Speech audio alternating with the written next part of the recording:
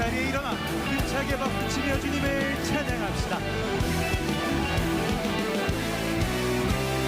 우리들이 싸운 것은 그 아니요, 우리들이 싸운 것은 육체 아니요, 마귀 광세 맞서 싸워 깨쳐버리고 죽을 영혼 살릴 것이세.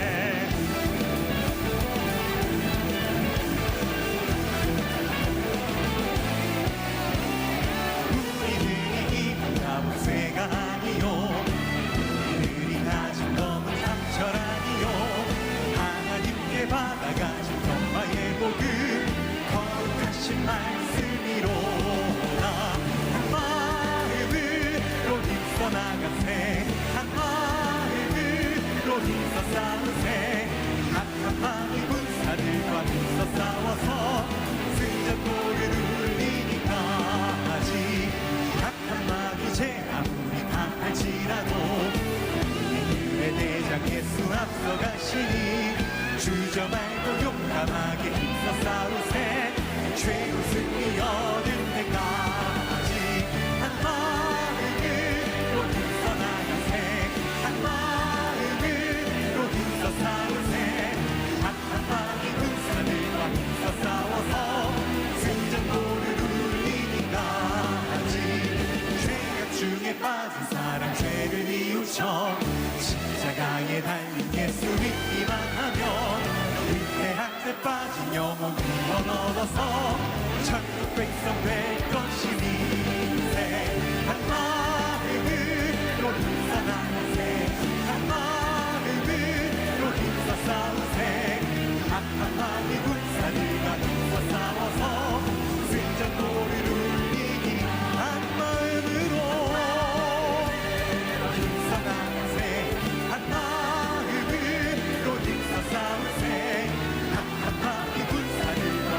싸워서 승전골을 울리니까지, 승전골을 울리니까지, 승전골을 울리니까지.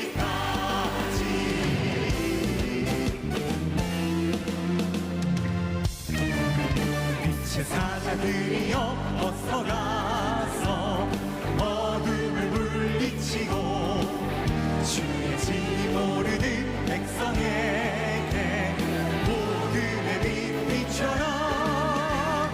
빛의 사자들이여 복음의 빛 비춰라. 죄로운 밤 밝게 비춰라.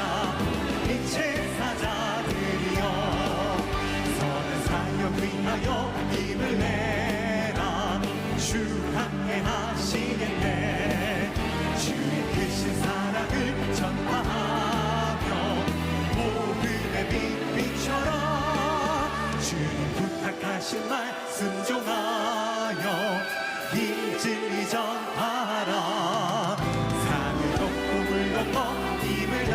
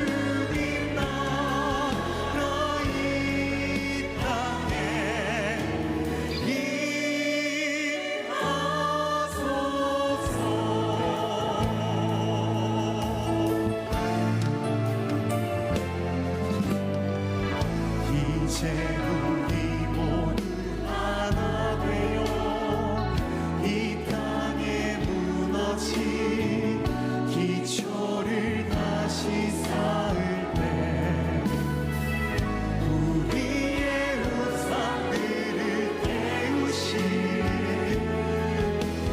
성령의 불 임하소서. 구은의 불길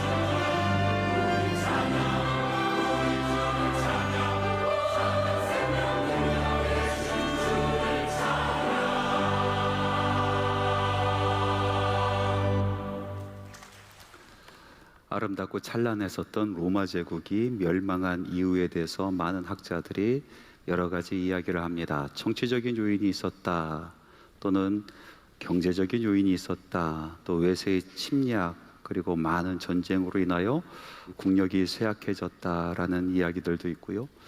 이 학자들마다 각자 다른 이야기를 하지만 공통적으로 하는 이야기가 하나 있습니다. 이 찬란했었던 로마 제국이 무너졌었던 이유 중에 학자들이 공통적으로 꼽는 것은 사회 구성원들의 도덕적 타락이었습니다. 또 이런 이야기도 같이 합니다. 그 당시에 국교였었던 기독교의 타락도 이야기합니다. 다시 말해서 기독교의 타락이 곧 로마 제국의 멸망으로 이어진 것이다라는 이야기들이 있습니다. 5세기 수도사였었던 살비아누스의 신정론이라는 책이 있습니다. 그가 남긴 책인데요, 그 책에서 이런 사실을 아주 잘 설명하고 있습니다. 그는 이렇게 이야기하고 있습니다. 로마 제국 멸망의 직접적인 이유는 로마 사회의 타락에 있었고 국교였던 기독교도 여기서 자유롭지 못하였다라고 기술하고 있습니다. 가만히 보면 한 나라의 흥망성쇠가 그 나라의 종교와 함께 가는 것을 우리는 많이 경험을 합니다. 왜 그럴까요? 왜 나라의 흥망성쇠가 종교와 함께 갈까요? 그것은 그 사회를 구성하는 그 핵심, 그 중심에 신성함이라는 것이 있기 때문에 그렇습니다. 여러분 잘 들어보십시오. 우리나라는 법치국가입니다. 이 세상에 있는 모든 나라들은 법이라는 것이 있습니다. 그런데 그 법은 어디서부터 오는 겁니까? 법은요, 양심에서 오는 겁니다. 살인하는 것이 왜 나쁜 것일까요? 많은 사람들, 거의 대부분의 사람들의 양심이 허락하지 않기 때문에 그래요. 그래서 살인은 아주 나쁜 것입니다. 다른 사람에게 거짓말하고 사기치는 것이 왜 나쁜 것일까요? 우리 양심이 허락하지 않기 때문에 그렇습니다. 그래서 사기는 큰 죄인 거예요. 여러분, 법이라는 것은 우리 양심에 기초하고 있습니다. 양심을 떠나 있는 법은 아주 나쁜 법이거나 그런 법은 존재하지 않죠. 그러면 여러분 조금 더 생각해 봅시다. 이 양심은 어떻게 시작하게 되었을까요? 이 양심을 이루는 근간은 무엇일까요? 그것은 바로 거룩함, 신성함에 대한 경외감에서 오는 겁니다. 양심은 거룩한 것에 대해서, 신성한 것에 대해서 두렵고 떨린 마음을 가지고 있는 것으로부터 시작이 되는 겁니다. 그것이 양심이에요. 거꾸로 생각해 봤을 때에 우리가 사회 구성원들이 이 거룩하고 신성한 것에 대해서 두렵고 떨린 마음이 없어져요? 경외감이 없어집니다. 그러면은 양심도 무너지는 거죠. 양심이 무너지게 되면요, 법도 무너지는 겁니다. 아무리 훌륭한 법, 아무리 뛰어난 법이 있어도 그 사회 구성원들의 양심이 무너져 있으면 그 법을 지킬 사람이 없는 겁니다. 법을 지켜내는 사람들조차도 그 법을 어기면서 살아가게 되죠. 그러면서 사회는 몰락하게 되는 거죠. 제국도 몰락합니다. 그렇게 보았을 때 우리 사회의 이 중앙, 이 중심, 신성함에 대한 경외심을 끝까지 부여잡고 살아가는 사람들은 결국은 그 사회를 지키는 사람들입니다. 여러분, 예수 믿는 것은요, 나라를 살리는 일입니다. 예수를 잘 믿는 것은 하나님을 사랑하고 이웃을 사랑하는 이 말씀대로 살아가는 그 삶은요, 나라를 세워가는 일인 것입니다. 사회가 혼돈스럽습니다. 악이 팽배합니다. 사람들이 서로 속고 속이고 그리고 죽이고 또 쫓아가는 그런 사회가 오늘날 우리가 살아가는 사회 아니겠습니까? 그런데 이런 혼탁한 사회 속에서도 중심을 잃지 않는 사람들이 있습니다. 신성함에 대한 경외심을 가지고 살아가는 사람들이 있습니다. 여전히 하나님의 이름을 부르는 사람들이 있습니다. 이 땅이 악이 흉흉합니다. 하나님, 이 땅이 고장났습니다. 고쳐주옵소서. 연약한 자들, 가난한 사람들이 짓밟히고 있습니다. 하나님 일어나 주시옵소서. 빨리 오셔서 이 상한 땅을 고쳐주옵소서. 하나님 앞에 간절히 외치며 매달리는 사람들이 있습니다. 혼자만 깨끗한 척 한다고 사람들에게 비난받기도 하고요, 손해보는 삶을 살기도 하지만은 꺾이지 않습니다. 결국 이 신성함의 거룩함, 이 신성함의 경외감을 지켜내는 사람들이 나라를 살리는 것입니다.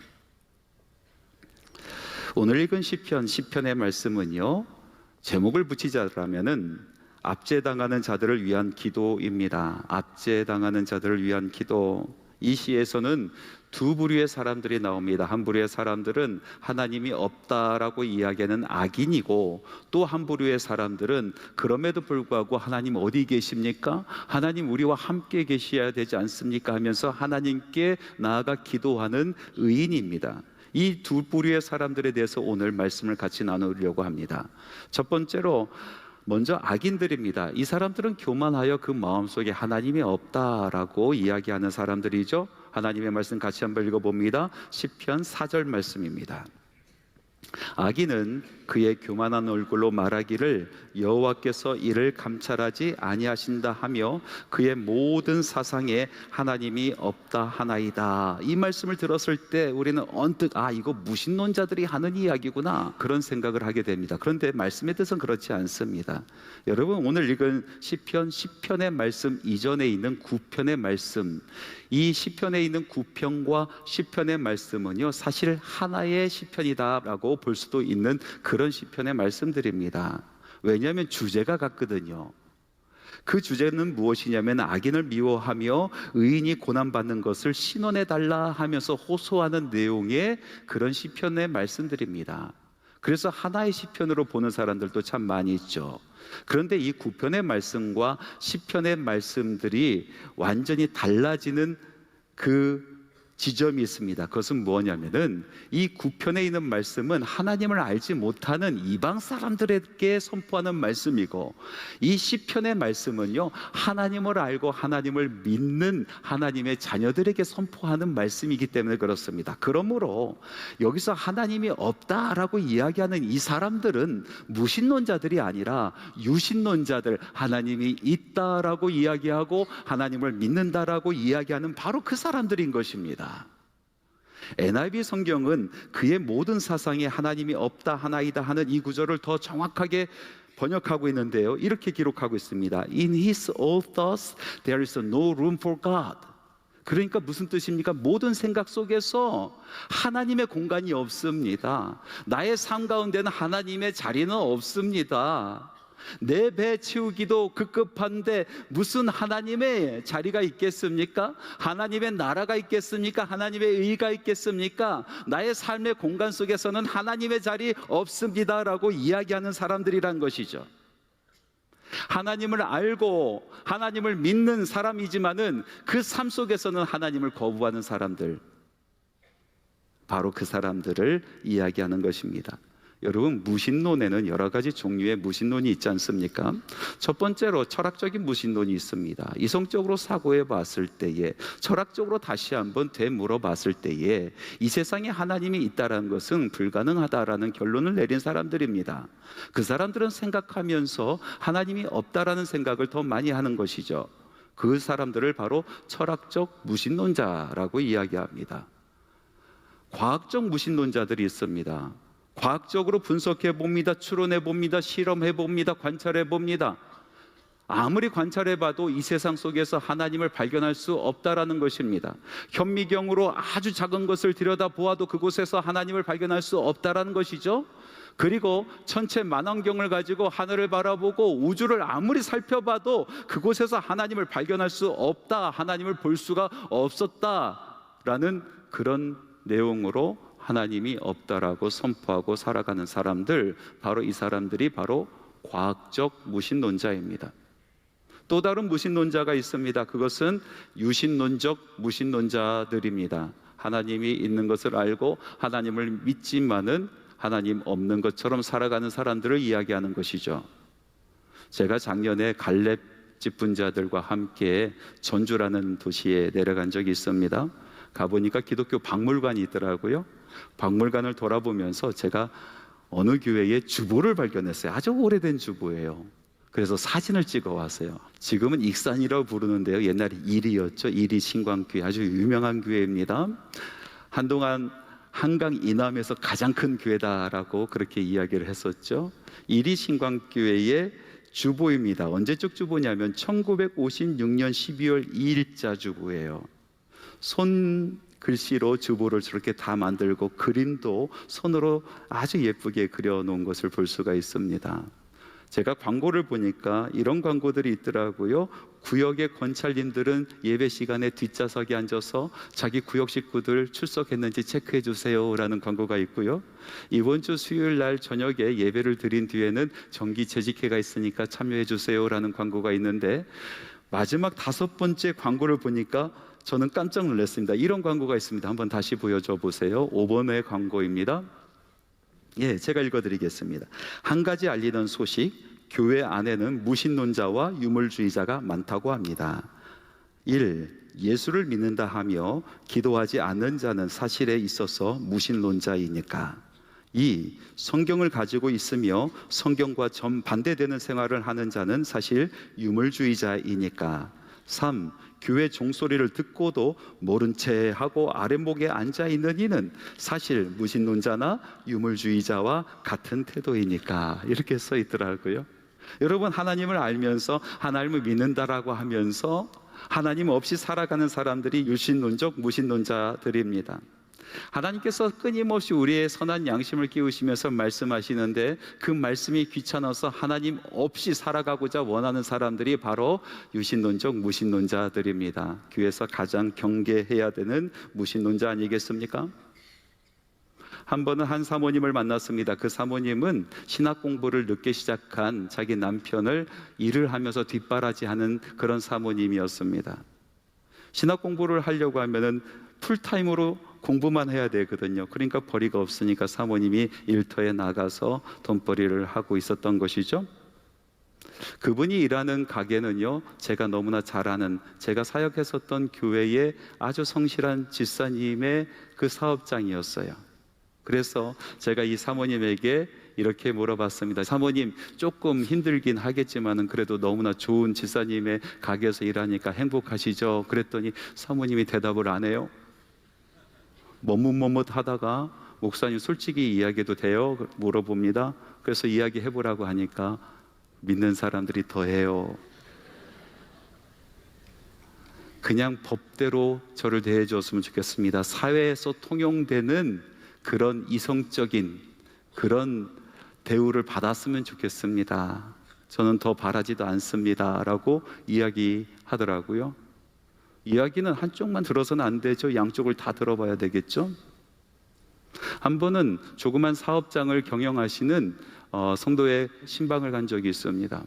그런데 그분이 이런 이야기를 하더라고요. 가급적이면 기독교인 직원을 뽑지 않으려고 합니다. 왜 그렇습니까? 했더니 기독교인이 더합니다. 성실하지 않고요, 그리고 재정에도 손대는 것을 보았어요.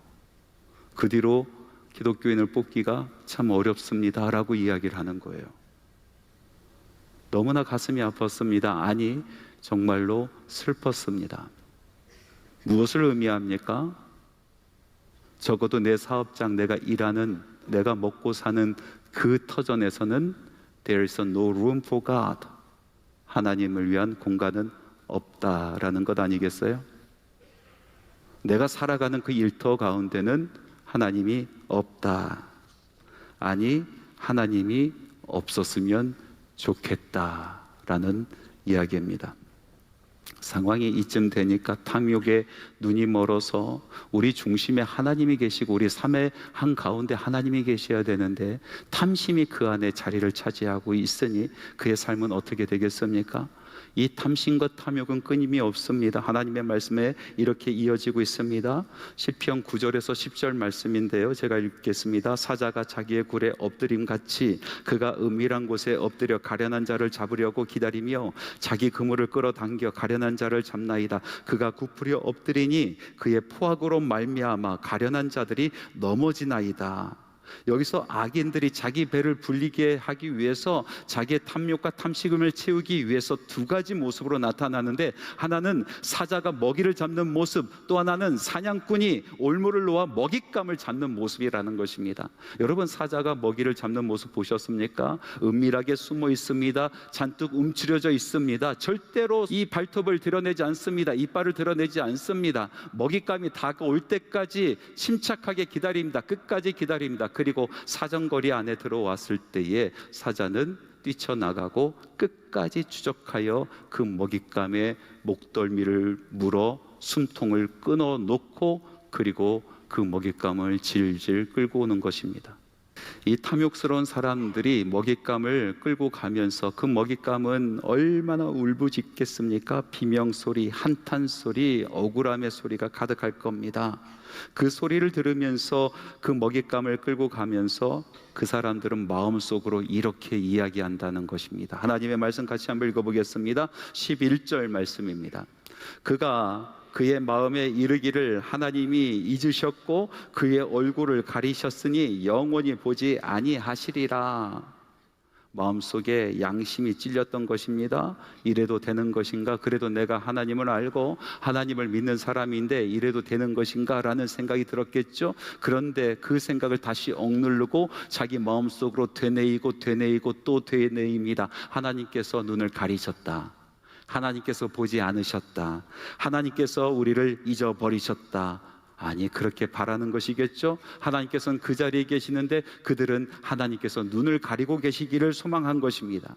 여러분, 시편 10편의 말씀에 나오는 이 악인은 하나님을 알지 못하는 사람들에 대한 이야기가 아닙니다. 하나님을 인정하지 아니하는 무신론자들의 이야기가 아닙니다. 하나님을 알고 하나님을 믿는 사람들에 대한 이야기입니다. 하나님을 믿는다 하면서 자기 욕망에 눈이 가리워져서 적어도 나의 삶의 현장 속에서는, 나의 일터의 삶 가운데서는 하나님의 자리는 없습니다. 하나님 눈을 가리셨습니다. 하나님 보지 않으셨습니다. 아니, 그러기를 바라고 소원하는 사람들을 이야기하는 것입니다. 하나님의 말씀은 바로 그런 사람들을 악인이라고 이야기하고 계시는 것입니다. 이제 선인에 대한 말씀을 나눠보겠습니다. 의인은 어떻습니까? 이렇게 억눌리고 빼앗기기만 하는 가련한 사람들을 위해서 함께 울어주는 인생을 살아갑니다. 1절과 12절 말씀 한번 읽어보겠습니다. 여호와여, 어찌하여 멀리 서시며 어찌하여 환난 때에 숨으시나이까? 여호와여, 일어나옵소서. 하나님이여, 손을 드옵소서. 가난한 자들을 잊지 마옵소서. 의인의 마음은 그 가난한 자들, 그리고 억압받는 자들에게 함께 있는 것입니다. 오늘 말씀에 보니까 이 사람은 억압받지 않은 사람입니다. 이 의인은요, 억압과 상관없는 삶을 삽니다. 모른 채 하고도 얼마든지 잘 살 수 있는 사람들입니다. 그러나 그 마음이 억압받는 사람들에게 있는 것입니다. 그래서 그의 손을 잡습니다. 그와 함께 하고 싶어 합니다. 그를 위해 대신 울어주고 기도조차 하지 못하는 그 영혼을 끌어안고 하나님 앞에 나가 기도하는 사람들이라는 것입니다. 또 오늘 말씀에 보니까 의인은 이 가련한 사람들을 위해서 하나님의 나라와 그 은혜의 해를 대신 선포해 줍니다. 사람들은 이야기하지 아니하고, 그리고 억압받은 사람들이 감히 말도 꺼내지 못하는 그 이야기들을 사회에다가 이야기하는 것입니다. 선포하는 것입니다. 하나님의 말씀 17절부터 19절 말씀에 이런 말씀이 있습니다. 함께 읽겠습니다. 여호와여, 주는 겸손한 자의 소원을 들으셨사오니 그들의 마음을 준비하시며 귀를 기울여 들으시고 고아와 압제당하는 자를 위하여 심판하사 세상에 속한 자가 다시는 위협하지 못하게 하시리이다. 악인들에게 질질 끌려가며 처절한 울음소리밖에 내지 못하는 그 사람들과 함께 울어주는 것뿐만 아니라 그 사람들이 이야기하지 못하는 것을 대신 선포하는 것입니다. 불의한 세상을 향하여 목소리를 높이는 것입니다. 하나님께서 가만히 계시지 아니하시리라. 고아와 압제당하는 자들을 위하여 하나님께서 권능의 손을 높이 올리시고 의의 손을 펼쳐 드실 것이다. 심판할 것이다. 결국 하나님 없다 하면서 자기 배를 채우는 자들이여, 온갖 괴우를 일삼는 사람들이여, 당신들은 하나님께서 심판하실 것이다. 다시는 이 땅에 억압받는 사람들이, 이 땅에 가난한 사람들이, 이 땅에 억울한 사람들이 없게 하실 것이다 라고 선포하는 것입니다. 의인들이 이 억압받는 사람들을 위하여 대신 선포하고 하나님의 은혜의 해를 선포하는데, 그런데 하나님께서는 침묵하실 때가 너무나 많이 있지 않습니까? 우리가 나라를 위하여 이 찢긴 사나를 바라보면서 가슴 아파하면서 울부짖고 하나님께 기도하고 하나님께서 결국 심판하실 것이다 라고 선포하며 살아가는 세월이 얼마입니까? 그래도 사람들이 죽어가는데, 사람들이 압제당하는데, 가난한 사람들이 짓밟히는데 하나님께서 침묵하시는 것을 보면서, 아무 하시지 아니하시는 것을 바라보면서 언제까지 우리가 기도해야 됩니까? 하나님, 언제까지 우리가 선포해야 됩니까? 하는 그런 마음이 들 때가 있지 않습니까? 침묵하시는 하나님, 고난 중에서도 침묵하시는 하나님, 우리가 어떻게 이해해야 될까요? 여러분, 엔도 슈사쿠라는 사람이 쓴 침묵이라는 소설이 있는데요, 그 소설이 바로 그 주제를 다루고 있습니다. 이 소설은요, 15세기 말 기독교가 일본에 들어갔을 때의 이야기입니다. 얼마나 많은 박해를 받았습니까? 정말 잔인한 박해를 받았습니다. 그때 주교로 파송되었었던 페레이라 신부, 이 존경받는 신부가 쓴 편지의 내용을 보면 그들이 얼마나 고난당하고 박해받았는지 기록되어 있습니다. 펄펄 끓는 가마에 뜨거운 물을 가지고 예수 믿는 사람들을, 그 물을, 펄펄 끓는 물을 머리부터 붓는 거예요.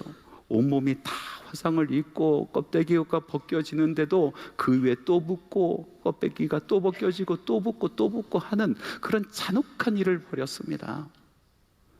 많은 사람들이 이 페레이라 선교사, 이 신부님이 전한 그 내용을 붙들고 살아가는데, 어느 날인가 이 페레이라 선교사가 그리스도를 배교했다라는 그런 소식을 듣게 됩니다. 사람들이 믿지 않았어요. 어떻게 우리에게 복음을 전하신 그분이 예수님을 배신할 수 있을까? 믿지 않았어요. 그런데 이 소설에서요, 이 페레이라 선교사가 배교한 그 내용을 이렇게 다루고 있습니다. 핍박이 무서워서가 아니고, 고난이 힘들어서 그런 것이 아니고, 고난받는 그 현장 속에서 하나님께서 어떤 마음을 가지고 계시는가가 깨달아졌기 때문에 그랬습니다. 이 핍박하는 사람들이 이 신부님을 세워놓고 동판에 예수 그리스도의 이름, 얼굴을 새겨놓고 그것을 밟고 가면은 너와 함께하는 사람들을 살려주겠다, 배교라는 것을 우리가 받아들이고 살려주겠다라고 이야기를 합니다. 고민에 빠졌습니다. 내가 순교의 영광을 맛보고 저 사람들을 죽게 내버려 둘까? 아니면은 믿는 사람으로, 복음의 사람으로 내가 치욕을 겪고 저 사람들을 살려내는 것이 하나님의 뜻일까? 고민에 빠졌습니다. 결국 이 신부님은요, 자기가 치욕을 겪고 그 사람들을 살려내는 것이 하나님의 뜻이라고 생각을 하고, 그리고 그 배교의 현장에서 예수 그리스도의 얼굴을, 동판에 새겨진 그 얼굴을 밟고 지나가려고 합니다. 그때 주님의 음성을 듣습니다. 주님의 음성이 이렇게 기록되어 있습니다. 밟아라, 밟아라. 내 발의 아픔은 내가 잘 알고 있다. 밟아도 좋다. 나는 너희에게 밟히기 위해 이 세상에 태어났고 너희의 아픔을 나누기 위해 십자가를 짊어진 것이다. 밟은 너의 마음이 아플 것이니 그 아픔만으로 족하다. 여러분, 이 소설에서 예수님의 마음이 너무나 잘 나타나 있지 않습니까? 고난받는 그 현장 속에서 예수님이 계시고 그것을 지켜보는 것 이상으로 예수님은 밟히고 계셨다는 것입니다. 자신의 제자들이, 자신의 사람들이 고난받는 것이 너무나 마음 아파하시면서 오히려 자신을 밟아라 하시는 그 예수님의 마음을 여러분 보지 못하십니까? 여러분, 고난받는 사람들을 하나님께서 지켜보시는 것이 아니라 우리 주님께서는 그들과 함께 계십니다. 우리 주님의 마음이 그곳에 계십니다. 어떻게 우리가 기도를 쉴 수가 있겠습니까? 어떻게 우리가 그 은혜의 해를 선포하는 것을 쉴 수가 있겠습니까? 그래서 의인은 오늘도 하나님 앞에 나가 기도하는 것입니다. 하나님 일어나소서, 하나님 일어나소서, 하나님 손을 높이 드소서, 하나님 가난한 사람들을 잊지 말아 주시옵소서, 악인의 팔을 꺾어 주시옵소서. 그렇게 간절히 사모하며 기도를 멈추지 아니하고 그 악인들에게 핍박받는 이 가련한 사람들을 품에 안고 기도하는 것입니다. 선포하는 것도 포기하지 않습니다. 우리 예수님께서 다시 일어나신다. 이 세상 마지막 때에 우리 예수님께서 다시 오신다. 예수님께서 백마를 타고 오신다. 좌우의 날성 검이 입으로부터 나오시는 바로 그분, 십자가의 보혈에 그 피 묻은 옷을 입으신 바로 그분이 철장의 권세를 가지고 이 땅을 심판하러 오신다. 이 땅에 오셔서 모든 악을 다 드러나게 만들어 주시고 우리 주님께서 심판하시고 좌정하시고 그날에 그 보좌에 앉으신 분이 의로 이 땅을 다스릴 것이다. 그날에 그 보좌에 앉으신 분이 우리의 눈물을 씻어 주실 것이다. 여러분, 거룩한 것에 대해서, 신령한 것에 대해서 경외함을 가지고 있는 성도들은 포기하지 않습니다. 세상이 악해져 가고 점점 그 악이 흉흉해져 가고 이 땅이 찢겨져 나가더라도, 다른 사람들은 다 포기하더라도 마지막까지 일어나서 하나님의 이름을 부르는 사람들이 참된 하나님의 사람이요 의인이요, 마지막까지 주 예수 그리스도 다시 오실 그날 심판주로 오시는 예수님을 바라보는 사람들이, 그리고 그 말씀을 선포하는 사람들이 바로 하나님의 사람들인 것입니다. 하나님께서 말씀하십니다. 만일 너희들이 선포하지 아니하면 돌들을 들어 내가 선포하게 하리라. 사랑하는 성도 여러분, 세상을 바라보니까 너무나 악하죠. 뉴스를 들어보면 참 이런 일이 어떻게 있을 수 있을까, 그런 생각을 하게 되고요. 우리가 살아가는 우리 삶의 현장 속에서 너무나 악이 흉흉한 것을 바라보면 가슴 아파합니다.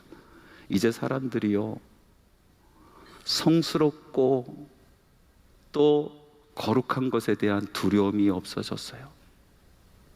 두려워하지 않아요. 거룩한 것을 두려워하지 않습니다. 양심이 무너져 내려가고 있습니다. 심지어는 유신론자들도 내 삶 가운데 하나님의 자리는 없습니다, 아니 없기를 바랍니다 하며 살아갑니다. 그러나 우리들은 성도입니다. 거룩한 것을 무서워할 수 있는 사람들, 신성한 것을 사모하는 사람들, 그것을 끝까지 지켜내는 사람들입니다. 사랑하는 성도 여러분, 여러분의 삶의 자리에는 하나님이 계십니까? 여러분의 일터에는 하나님이 계십니까? 여러분의 사역의 자리에 하나님이 계십니까? 의롭게 삽시다. 하나님께서 불러 세우신 의인들입니다. 우리 주님께서 다시 오실 날 멀지 않습니다. 마라나타, 아멘. 주 예수여 오시옵소서.